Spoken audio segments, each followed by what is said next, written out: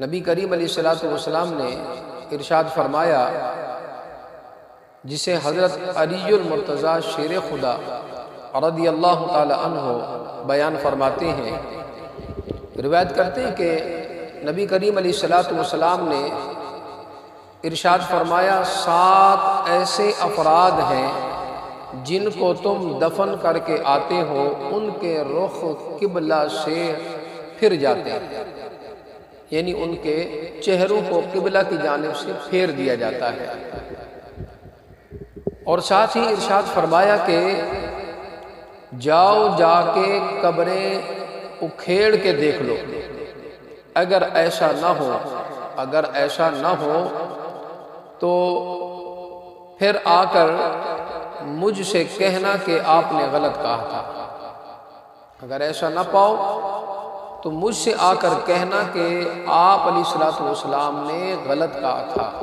تو نبی کریم علیہ الصلوۃ والسلام نے یہ فرمایا کہ جاؤ دیکھ کر آ جاؤ۔ اب وہ 7 اشخاص کون ہیں عزیزان محترم؟ ان میں سے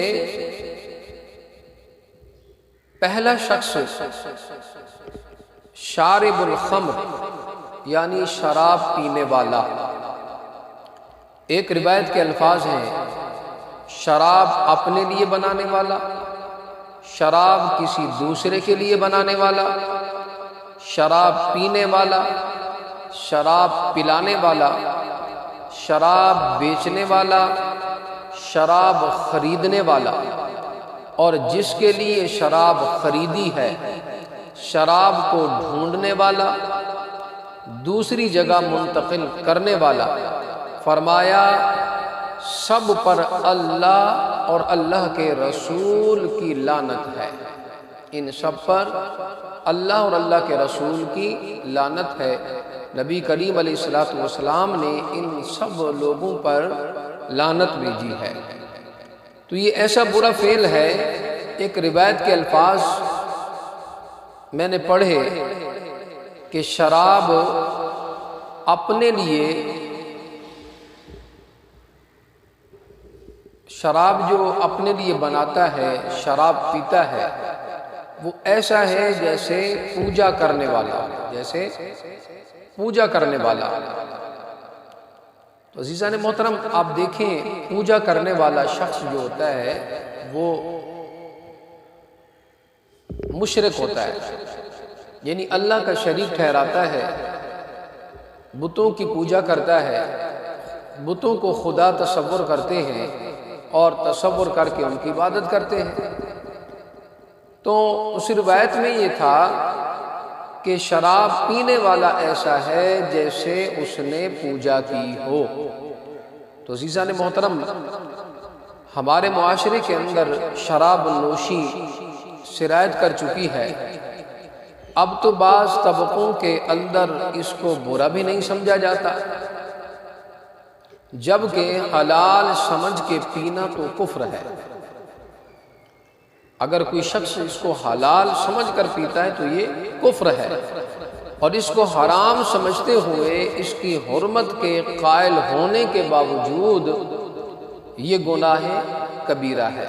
یعنی اگر وہ اس کی حرمت کا قائل ہے اور پھر بھی وہ شراب نوشی کرتا ہے تو یہ گناہ کبیرہ ہے اور اسے منع فرمایا گیا ہے۔ ایک تو ویسے بھی شرابی جب مرتا ہے اسے مرتے وقت کلمہ نصیب نہیں ہوتا، اور دوسرا یہ کہ روایت کے جو الفاظ میں نے آپ کے سامنے رکھے بیان کیے ہیں، جو روایت میں نے آپ کے سامنے رکھی ہے کہ اس کا رخ قبلے سے پھیر دیا جاتا ہے۔ اور اب یہ بھی میڈیا پہ بیٹھ کر روشن خیال حکمرانوں کے ایما پر لوگ کہہ رہے ہیں کہ خمر حرام ہے، باقی وہ چیزیں جن سے کشید کی گئی ہے وہ حرام نہیں ہے، جبکہ میرے اور آپ کے آقا صلی اللہ علیہ وآلہ وسلم نے ارشاد فرمایا کہ ہر وہ چیز جو نشہ لاتی ہے وہ شراب ہے، اور ہر شراب خمر ہے۔ تو وہ نشہ جو ہے کوئی بھی چیز لانے والی ہو، اس کو شریعت نے واضح طور پر حرام قرار دیا ہے۔ تو یہ پہلا شخص ہے، شراب پینے والا، پلانے والا، خریدنے والا، بیچنے والا، شراب کو ڈھونڈنے والا۔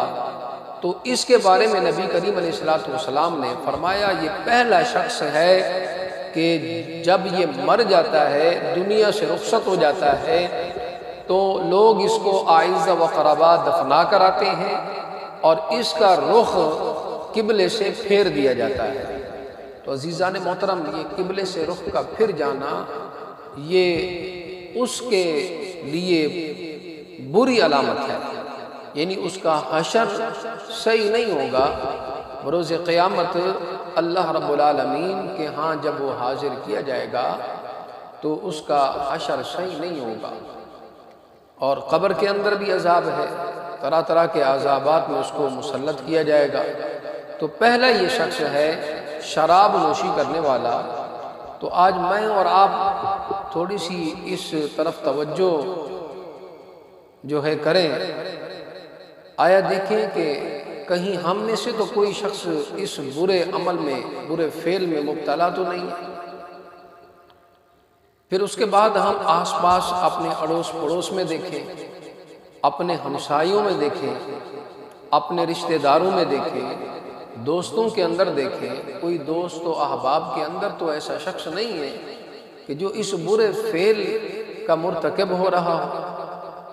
تو دوستو اگر ایسا ہے تو ہمیں چاہیے کہ ہم اس برے فعل سے خود بھی بچیں اور اپنے دوستوں کو بھی اس سے بچائیں۔